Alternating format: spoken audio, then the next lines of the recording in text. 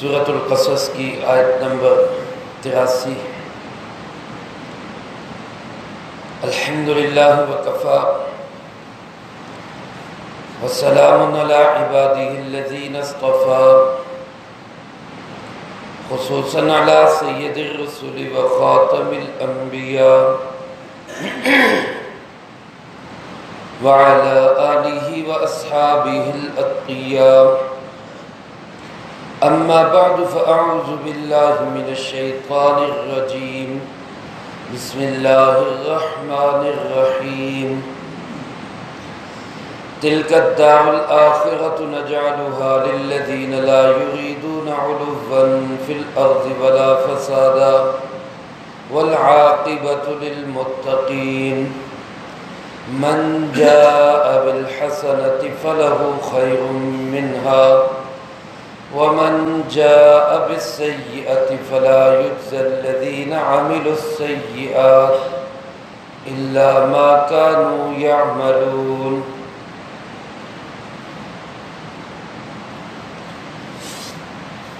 تلك الدار الآخرة، وہ جو آخرت کا گھر ہے، نجعلها للذین، وہ ہم خاص طور پہ دیں گے ان لوگوں کو، لا یریدون علوا فی الارض ولا فسادا، جو نہیں چاہتے زمین میں بڑائی اور نہ ہی فساد، والعاقبۃ للمتقین، اور اچھا انجام تو پرہیزگاروں کا ہے۔ من جاء بالحسنہ، جو کوئی ایک نیکی لے کے آئے گا، فلہ خیر منہا، اس کے لیے بدلہ ہوگا اس سے بہت بہتر۔ ومن جاء بالسیئہ، اور جو کوئی ایک برائی لے کے آئے گا، فلا یجزی الذین عملوا السیئات، تو نہیں بدلہ دیا جائے گا ان لوگوں کو جنہوں نے برائیوں کا ارتکاب کیا، الا مگر اتنا ہی، ما کانوا یعملون، جتنا کہ وہ عمل کرتے رہے۔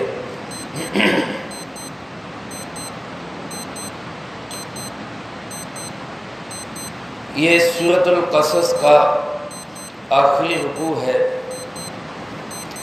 اس رکوع کے اندر گویا اللہ رب العالمین نے پوری سورت کا خلاصہ اور نچوڑ اور جو سبق ہے سورت کا، وہ اس آخری رکوع میں بیان فرما دیا۔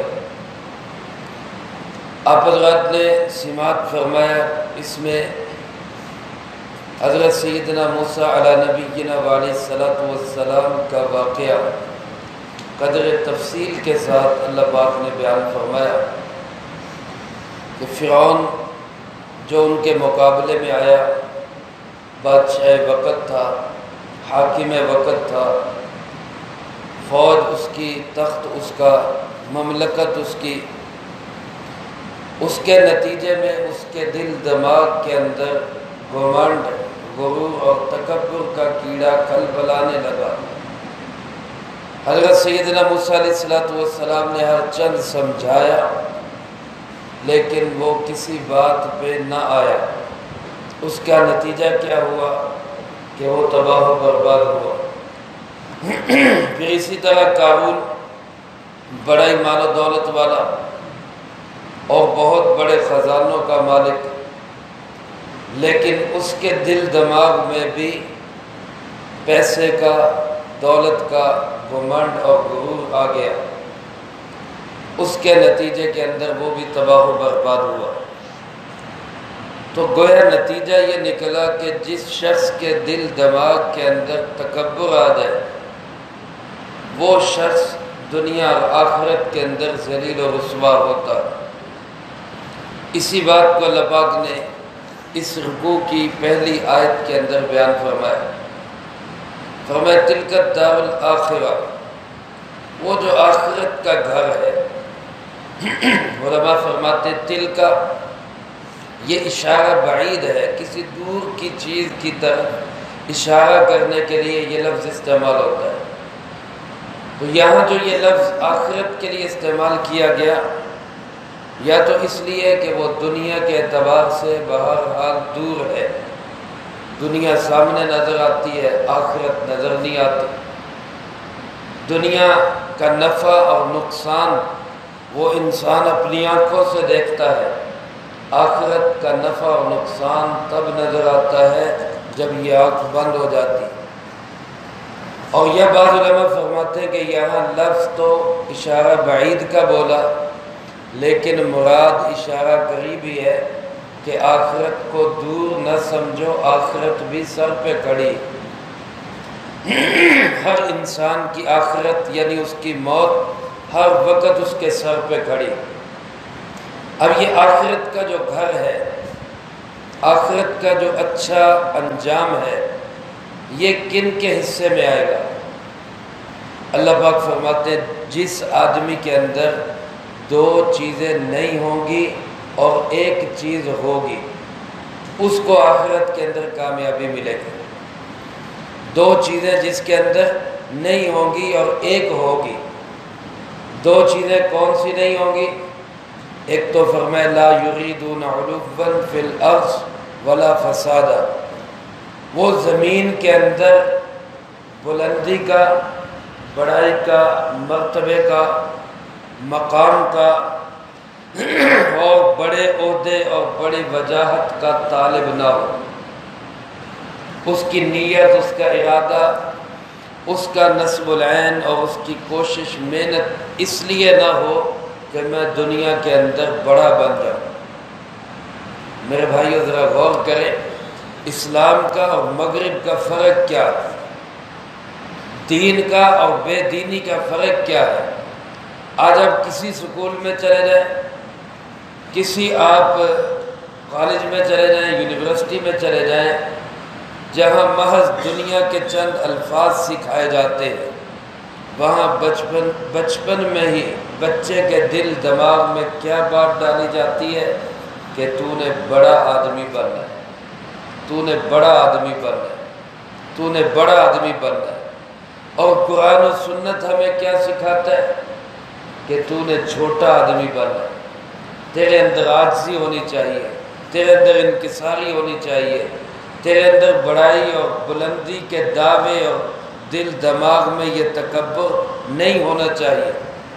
یہ بنیادی فرق ہے اسلام میں اور کفر کے اندر، اسلام کی نظام تعلیم میں اور کفریہ نظام تعلیم میں۔ اسلام کا نظام تعلیم عاجزی سکھاتا ہے، انکساری سکھاتا ہے۔ اسلامی تعلیمات میں جتنا انسان علم حاصل کرتا جاتا ہے، اتنی اس کے اندر عاجزی اور انکساری پیدا ہوتی جاتی ہے، اتنا وہ سمجھتا جاتا ہے کہ میں کچھ نہیں، سب کچھ کون ہے؟ اللہ۔ میرا کچھ نہیں، سب کچھ کس کا ہے؟ اللہ کا۔ اور دنیا کی تعلیم میں، سائنس میں، مغرب میں، یورپ میں اور ان سکول کالج میں، وہاں ہمیں یہ سکھایا جاتا ہے کہ سب کچھ تیرا ہی ہے، محنت کر، کوشش کر، آگے بڑھ۔ اسلام محنت اور کوشش کے خلاف نہیں ہے، لیکن اسلام کیا کہتا ہے؟ محنت اور کوشش کرو، نتیجہ کس کے حوالے کرو؟ اللہ کا۔ تو لا یریدون علوا فی الارض، پہلی بات یہ اللہ پاک فرماتے ہیں جن کا زمین کے اندر کسی بلندی اور بڑائی کا ارادہ نہیں ہوگا، کسی عہدے کے طالب نہیں، کسی ڈگری کے طالب نہیں، کسی بڑے سے بڑے مرتبے مقام کے طالب نہیں، بلکہ ہمیں تو یہاں تک سکھایا گیا کہ جو آدمی خود کے لیے یہ چاہے کہ لوگ میرے لیے کھڑے ہوں، تو اس کے لیے کھڑے بھی نہیں ہونا چاہیے۔ جو آدمی خود یہ چاہے، ہاں جس کے اندر یہ چیز نہ ہو کہ لوگ میرے لیے کھڑے ہوں، وہ عظیم آدمی ہے، اس کا ہمیں خود اکرام کرنا چاہیے، ہمیں خود اس کا ادب کرنا چاہیے۔ لیکن کسی آدمی کے دل دماغ میں یہ بات پیدا ہو جائے کہ لوگ میرے لیے کھڑے ہوں، مجھے پروٹوکول دیں، مجھے میرا استقبال کرے، یہ اس آدمی کی تباہی کا سبب بنتا ہے۔ لا یریدون علوا، اللہ فرماتے آخرت کا گھر اس کو ملے گا جو بلندی نہیں چاہے گا، جو عہدے کا طالب نہیں ہوگا، جو مرتبے اور مقام کا طالب نہیں ہوگا، جس کے دل دماغ کے اندر کوئی بڑائی اور کوئی اپنے آپ کا تکبر وہ دل دماغ میں نہیں کھلبلائے۔ اس صورت کے آغاز میں بالکل ابتدائی آیات میں اللہ پاک نے ارشاد فرمایا تھا ان فرعون علا فی الارض، فرعون زمین میں بڑائی چاہتا تھا، فرعون زمین کے اندر علو اور بلندی چاہتا تھا۔ یہاں یہ بتا دیا کہ اچھا انجام آخرت اور دنیا کی عزت اس کو ملتی ہے جو دنیا کے اندر بلندی اور بڑائی نہیں چاہتا۔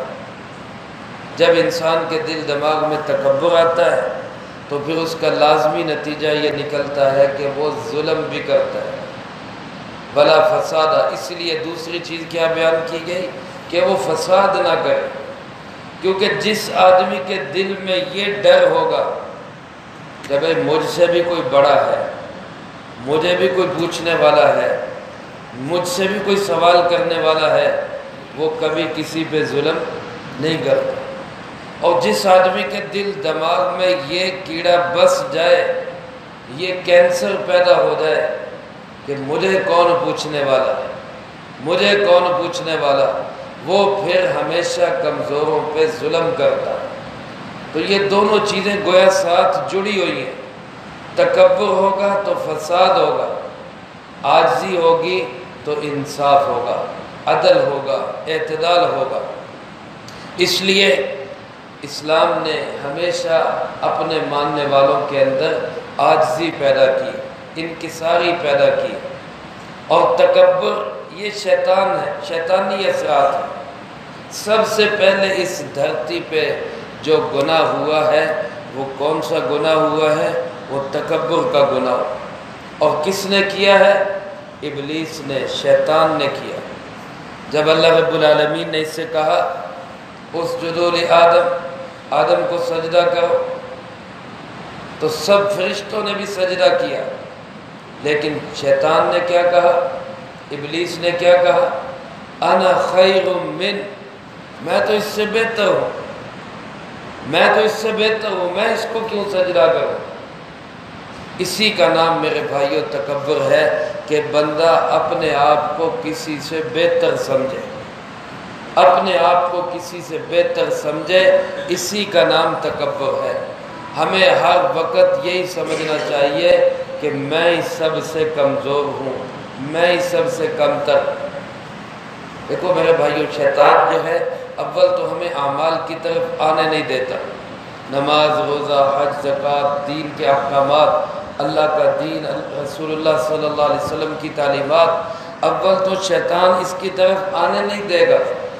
اگر کوئی انسان اللہ کی توفیق سے ہمت کر کے اس کی طرف آ جائے گا تو پھر شیطان عمل کو ضائع کیسے کرے گا کہ تو بڑا نمازی، تو بڑا ذکر و شغل کرنے والا ہے، تیرے اندر تو بڑی صفات ہے، تو بڑا باکمال بن گیا، تو ولی کامل بن گیا۔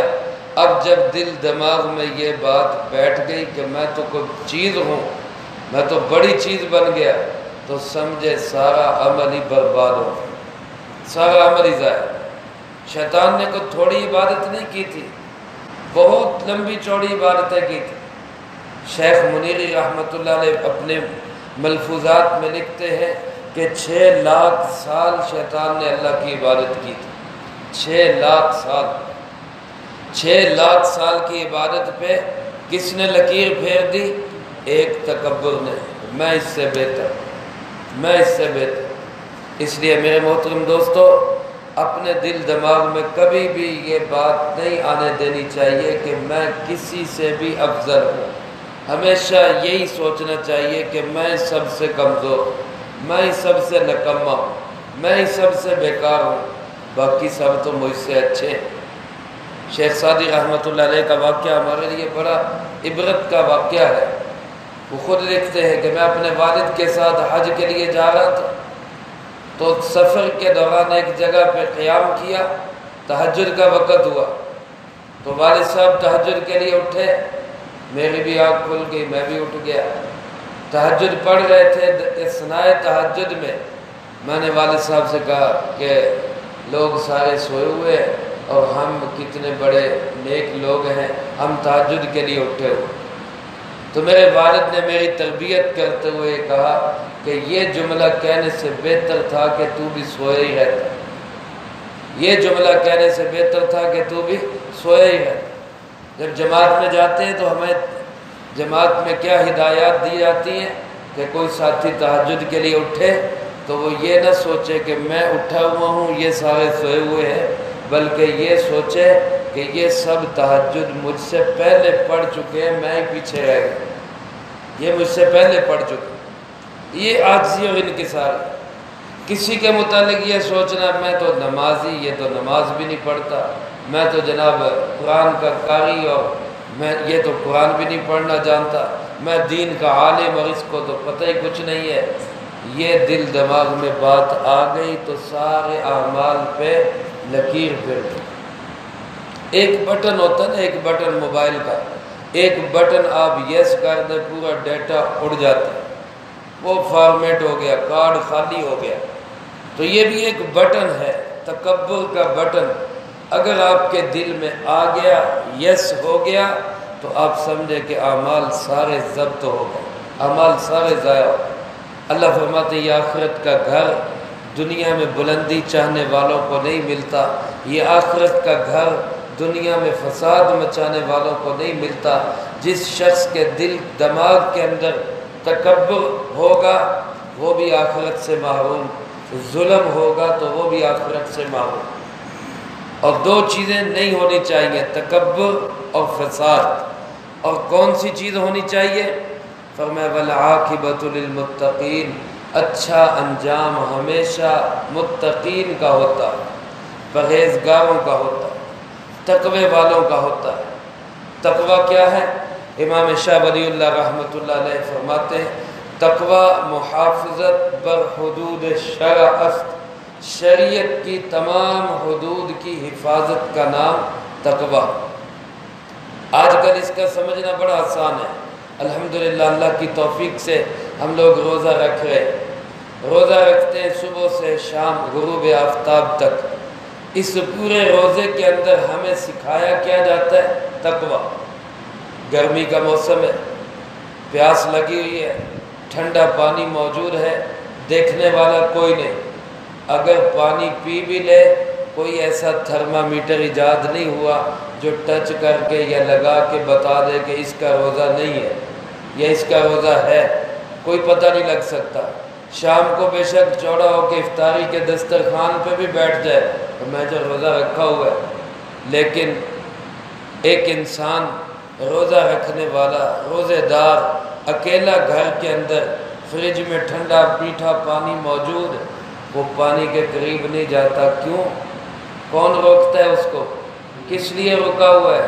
اللہ دیکھ رہا ہے، کسی اور کو پتہ چلے نہ چلے، میرا اللہ دیکھ رہا ہے۔ وہ پانی کو ہاتھ نہیں لگاتا، وہ کھانے کو ہاتھ، روزہ یہی سکھاتا ہے۔ کتب علیکم الصیام کما کتب علی الذین من قبلکم لعلکم تتقون۔ اللہ فرماتے میں نے روزہ اس لیے فرض کیا کہ تمہارے اندر تقوی پیدا ہو، اللہ کا دھیان پیدا ہو، کہ جس طرح تم نے یہ 14-15 گھنٹے گزارے ہیں کہ میرا اللہ دیکھ رہا ہے، میں نے پانی کو ہاتھ نہیں لگانا، میں نے کھانے کو ہاتھ نہیں لگانا، اسی طرح 24 گھنٹے کی زندگی گزارو کہ میرا اللہ دیکھ رہا ہے، میں نے گناہوں کے قریب بھی نہیں جاتا۔ پانی تو حالانکہ حلال چیز ہے، کھانا تو حلال چیز ہے، حلال چیز بھی جب حرام ہو گئی روزے کی وجہ سے تو جو حرام چیزیں ہیں ان کا کیا دخل ہوگا یہاں؟ اب روزہ رکھ کے گانا سنے، روزہ رکھ کے جھوٹ بولے، روزہ رکھ کے غیبت کرے، روزہ رکھ کے چغلی کرے، روزہ رکھ کے غلط کاموں کی طرف جائے، آنکھ کا غلط استعمال کرے، کان کا غلط استعمال کرے، تو یہ روزہ بیکار ہے سمجھو۔ اس نے روزے کی حقیقت نہیں پائی۔ روزے کی حقیقت کیا ہے؟ کہ اللہ کا ڈر اور خوف پیدا ہو، اللہ فرماتے جس کے دل دماغ میں میرا ڈر اور خوف ہوگا اس کو آخرت کا اچھا انجام ملے گا۔ تو میرے بھائیو، ہم نے یہ دو چیزیں اپنے اندر سے نکالنی ہے، تکبر نکالنا ہے، ظلم نکالنا ہے، اور ایک چیز پیدا کرنی ہے، تقوی اپنے اندر پیدا کرنا ہے۔ جب یہ پیدا ہو جائے گی تو اللہ پاک فرماتے ہیں من جاء بالحسنہ، پھر سنو جو ایک نیکی لے کے آئے گا، فَلَهُ عَشْرُ أَمْثَالِهَا فَلَهُ خَيْرٌ مِّنْهَا، جو ایک نیکی لے کے آئے گا اللہ فرماتے اس کے لیے اس کا بدلہ اس سے کئی بہترین ہوگا، اس سے کہیں بہترین۔ لہو، اس لہو کا معنی وہ مستحق بن جائے گا، وہ حقدار بن جائے گا اس کا کہ اس کو اس نیکی سے بہت اچھا بدلہ ملے، بہت بڑھیا بدلہ ملے۔ کسی جگہ فرمایا 10 گنا زیادہ، کسی جگہ فرمایا 70 گنا زیادہ، کسی جگہ فرمایا 700 گنا زیادہ، کسی جگہ فرمایا واللہ یضاعف لمن یشاء، اللہ جس کے لیے چاہتا ہے اس سے بھی زیادہ بڑھا دیتا ہے۔ ایک ایک عمل کا اجر و ثواب لاکھوں کروڑوں میں وہ کر سکتا ہے اپنے اخلاص کی بنیاد پر، تقوی کی بنیاد پر۔ لیکن میرے بھائیوں لفظ پہ ذرا غور کریں تو اللہ پاک نے یہ نہیں فرمایا من فعل بالحسنہ، جو نیکی کر کے آئے گا، جو نیکی کر کے آئے گا، یہ نہیں کہا، بلکہ کیا کہا جو نیکی لے کے آئے گا۔ نیکی کر کے آنا نہیں، نیکی لے کے آنا۔ ہم نے یہاں نیکیاں کی ہیں لیکن ان نیکیوں کو آخرت تک لے کے بھی جانا۔ یہ نیکی ضائع ہو جائے گی تکبر سے، یہ نیکی ضائع ہو جائے گی ظلم سے، یہ نیکی ضائع ہو جائے گی کسی کا حق مارنے سے، یہ نیکی ضائع ہو جائے گی کسی کا حق کھانے سے، یہ نیکی ضائع ہو جائے گی کسی بھی شخص کو جسمانی یا زبانی تکلیف دینے سے۔ آخرت کے اندر حق والے آئیں گے، کہیں گے یا اللہ اس نے میرا یہ حق دینا ہے، اس نے مجھ پہ ظلم کیا، مجھے گالی دی، مجھے مارا پیٹا۔ اللہ فرمائیں گے کہ لاؤ بھائی نیکیاں دو۔ اب یہاں اور تو کوئی سکہ ہے نہیں، روپیہ پیسہ ہے نہیں، اپنی نیکیاں دو، ان کو راضی کرو۔ تو پہاڑوں کے برابر نیکیاں کی ہوں گی، لیکن لوگوں کو مارا، تکلیفیں دی، اذیتیں دی، گالم گلوچ کیا، نتیجہ کیا ہوگا؟ نیکیاں جاتی جاتی جاتی ختم ہو جائے۔ حق والے بھی کھڑے ہیں، وہ کہیں گے یا اللہ ہمارا حق۔ اللہ فرمائیں گے اب اپنے اپنے گناہ تم اس کے کھاتے میں ڈالو۔ اب وہ پہاڑوں کے برابر نیکیاں کر کے آیا، پہاڑوں کے برابر گناہ لے کے جہنم میں جا رہا ہے۔ رسول اللہ صلی اللہ علیہ وسلم نے فرمایا میری امت کا مفلس آدمی یہ ہے، میری امت کا غریب یہ ہے۔ تو میرے دوستو نیکی کرنی نہیں، نیکی بچا کے لے کے جانی ہے، محفوظ کر کے سنبھال کے لے کے جانی ہے، تو پھر مستحق ہوگا خیر منہا، جتنی نیکی کی ہے اس سے بہت اچھے بدلے کا۔ وہ کتنا اچھا ہوگا؟ اللہ جس کو کہہ رہے ہیں بہترین ہوگا، وہ پتہ نہیں کتنا بہترین ہوگا، اس کا ہم اندازہ ہی نہیں کر سکتے۔ جس کو وہ شان والا اللہ کہہ رہا ہے کہ بڑا ہی بہترین ہوگا، وہ خود اللہ پاک فرماتے میں نے اپنے متقی بندوں کے لیے، نیک بندوں کے لیے وہ چیزیں تیار کر رکھی ہیں جن کو کسی آنکھ نے دیکھا نہیں، کسی کان نے سنا نہیں، کسی دل دماغ میں ان کا تصور بھی نہیں آیا۔ وہ چیزیں میں نے تیار کر رکھی۔ اور اس کے مقابلے میں فرمایا ومن جاء بالسیئہ، جو ایک برائی لے کے آئے گا، جس نے غلط کام کیا اور اس کو لے کے آ گیا۔ غلط کام بھی اگر ایک انسان دنیا میں توبہ کر لیتا ہے تو معاف ہو جاتا ہے، غلط کام کے بعد نیکی کا کام کر لیتا ہے تو غلط کام ربڑ جیسے لکھے ہوئے کو مٹا دیتی ہے، توبہ اسی طرح کیے ہوئے گناہ کو مٹا دیتی ہے، وہ ختم ہو جاتا ہے۔ لیکن اگر کوئی توبہ نہیں کی، نیکی نہیں کی اور آخرت میں پہنچ گیا برائی لے کر، تو اللہ پاک فرماتے فلا یجزى الذین عملوا السیئات الا ما كانوا یعملون، جنہوں نے برائی کی ہوگی برائی کے برابر ہی ان کو اس کا بدلہ ملے گا۔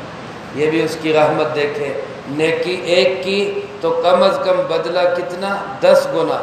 برائی ایک کی، ایک برائی کی تو اگر اس نے چاہے، اگر وہ چاہے تو معاف کر دے، اگر بدلہ دینا چاہے گا تو ایک برائی کا بدلہ۔ حضرت شاہ صاحب فرماتے ہیں یہاں الفاظ پہ اگر غور کرے تو نیکی والے کے لیے فرمائے فلہ، وہ مستحق ہو گیا، یعنی اس کو تو ضرور بدلہ ملے گا، اور گناہ والے کے لیے یہ نہیں کہا کہ گناہ والا سزا کا مستحق ہو گیا، بلکہ گناہ گار کے لیے کہا کہ ہو سکتا ہے اس کو اس کا جو ہے سزا بھگتنی پڑ جائے، ہو سکتا ہے وہ معاف کر دے، ہو سکتا ہے اس کو سزا بھگتنی پڑ جائے۔ تو اس لیے جب وہ اللہ اتنا رحیم و کریم ہے کہ نیکی کو بڑھا دیتا ہے، برائی کو وہیں پہ رکھتا ہے یا معاف کر دیتا ہے، تو پھر ہم اس کی رحمت سے فائدہ نہ اٹھائیں تو ہم سے بڑا کمبخت کون ہوگا، ہم سے بڑا بد نصیب کون ہوگا۔ اس لیے میرے محترم دوستو، اپنے اندر اچھی صفات کو پیدا کریں، جو گندی اور غلط صفات ہیں، تکبر ہے، ظلم ہے، حسد ہے، ان کو اپنے اندر سے نکالیں، اور اللہ کا ڈر، خوف، تقوی اور دھیان اپنے اندر پیدا کریں۔ اللہ مجھے آپ کو سب کو گندے رذائل سے محفوظ کرے، اچھی صفات سے مزین کرے، جو کہا سنا اس کو زندگی میں لا کے دوسروں تک پہنچانے کی توفیق عطا فرمائے۔ اللہم انت السلام و منک السلام، تبارک ربنا و تعالیت یا ذا الجلال